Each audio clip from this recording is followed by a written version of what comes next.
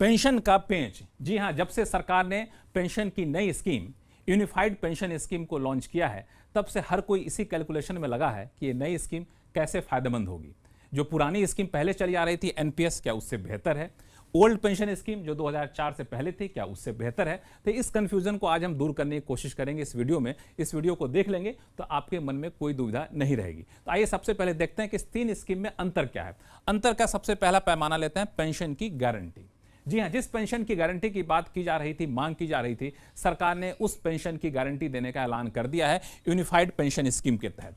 इसमें यह कहा गया है नई स्कीम में कि आपको कम से कम 50% तो पेंशन मिलेगी, 50% से ज्यादा भी मिल सकती है। लेकिन 50% किस चीज का?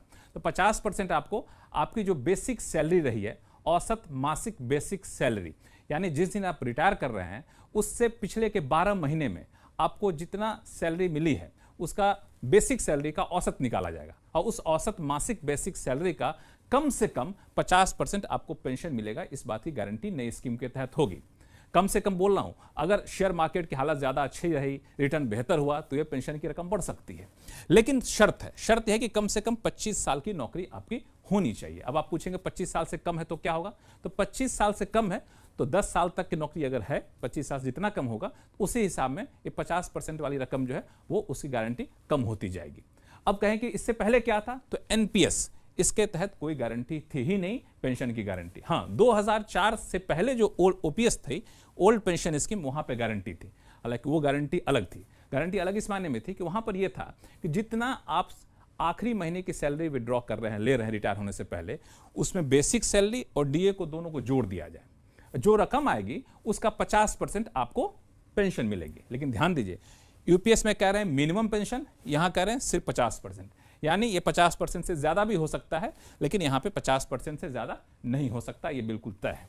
वहां पे कम से कम 25 साल की नौकरी होनी चाहिए, यहां पे कम से कम 20 साल की नौकरी होनी चाहिए। ये एक अंतर है ओपीएस और यूपीएस में। अब आगे आपको सुलझाते हैं मामला, वो है कंट्रीब्यूशन का। जी हाँ, कंट्रीब्यूशन भी एक बड़ा ही दिलचस्प मामला है। जो यूनिफाइड पेंशन स्कीम है, वहां पे सरकार ने कहा है कि हम अपना कंट्रीब्यूशन बढ़ा रहे हैं। चूंकि एनपीएस के तहत सरकार 14% कंट्रीब्यूशन देती थी और कर्मचारी को 10% देना पड़ता था। अब ये यूनिफाइड पेंशन स्कीम के तहत सरकार 14% नहीं, 18.5% कंट्रीब्यूशन देगी और कर्मचारी 10% देते थे, अभी भी 10% देंगे।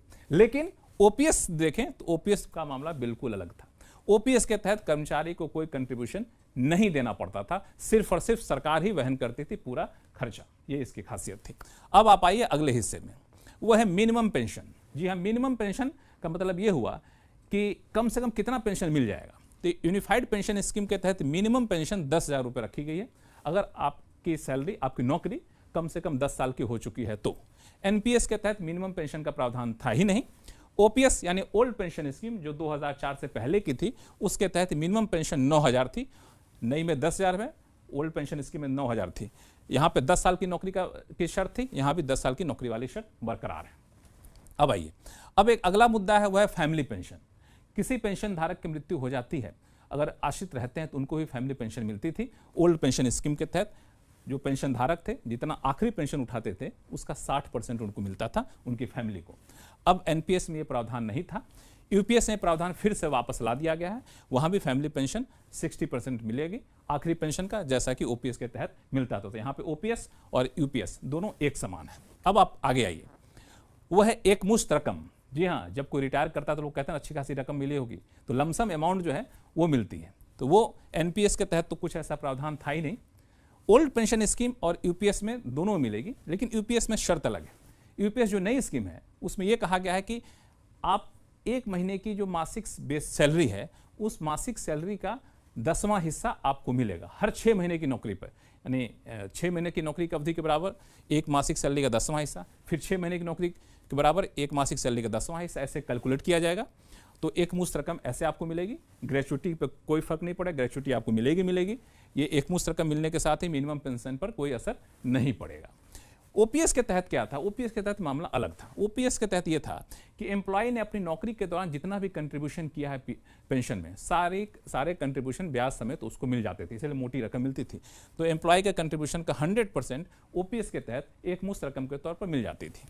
ग्रेचुइटी भी मिलती थी और उसमें एक और प्रावधान था ओपीएस में कि एम्प्लॉय चाहे तो अपने 40% यानी 40% तक पेंशन को एनकैश कर सकता था। तो ये एक व्यवस्था यहाँ पे थी। हालांकि अंतर कुछ और है और आपको दिखाते हैं। वह महंगाई भत्ता, तो ओपीएस यानी ओल्ड पेंशन स्कीम के तहत पेंशन धारकों को भी महंगाई भत्ता मिलती थी। महंगाई भत्ता डियरेंस रिलीफ के तौर पे मिलता था, डीआर। एनपीएस में प्रावधान नहीं था और यूपीएस में डीआर को फिर से वापस ला दिया गया, यानी डीआर के मोर्चे पे ओपीएस और यूपीएस एक समान हो गया। महंगाई बढ़ेगी तो पेंशन की रकम बढ़ जाएगी, ये सुनिश्चित हो गया है। अब आप आइए, आपको दिखाते हैं वीआरएस। बहुत सारे लोग वीआरएस लेते हैं, तो वीआरएस लेने पे क्या होगा, तो जो लोग यूनिफाइड पेंशन स्कीम में आ रहे हैं तो उनमें यह कहा गया है कि आप वीआरएस ले लीजिए, लेकिन जैसे ही आपकी उम्र 60 साल की हो जाएगी तो आपको इस स्कीम के तहत यानी यूपीएस के तहत पेंशन मिलना शुरू हो जाएगा। एनपीएस के तहत ऐसा कोई प्रावधान था नहीं, लेकिन ओपीएस में प्रावधान यह था कि अगर आप वीआरएस लेते हैं तो आपकी जो बेसिक सैलरी है और डीए है आखिरी सैलरी, उसका बेसिक सैलरी और डीए का 50% आपको तत्काल दे दिया जाएगा। कम से कम 20 साल की नौकरी आपकी हो गई है तो ये वीआरएस के तहत प्रावधान किया गया था। तो यहाँ भी दोनों में अंतर है, ओपीएस और यूपीएस में, जो अंतर आपको दिखा दिया मैंने।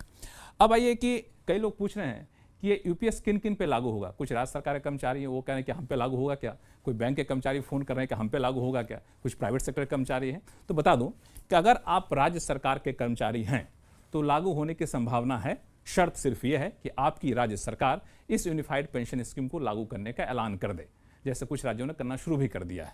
अगर राज्य सरकार चाहती है तो राज्य सरकार के कर्मचारियों पर यूनिफाइड पेंशन स्कीम, नई स्कीम लागू होगी।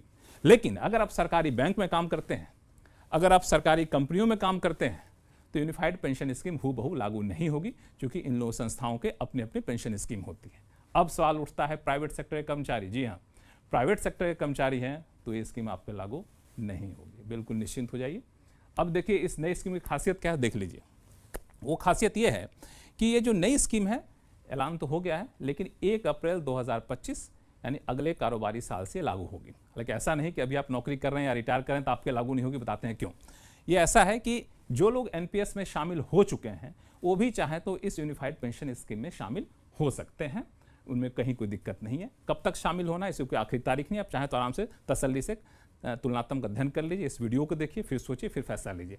दूसरा ये कि जो लोग एनपीएस के तहत शामिल हो चुके हैं लेकिन 2004 के बाद शामिल होने के बाद रिटायर भी हो गए कुछ लोग, तो उनके लिए भी खुशखबरी है कि वो अपने आप को ठगा महसूस ना करें। अगर आप एनपीएस के तहत रिटायर हो चुके हैं तब भी आप नई स्कीम को चुन सकते हैं।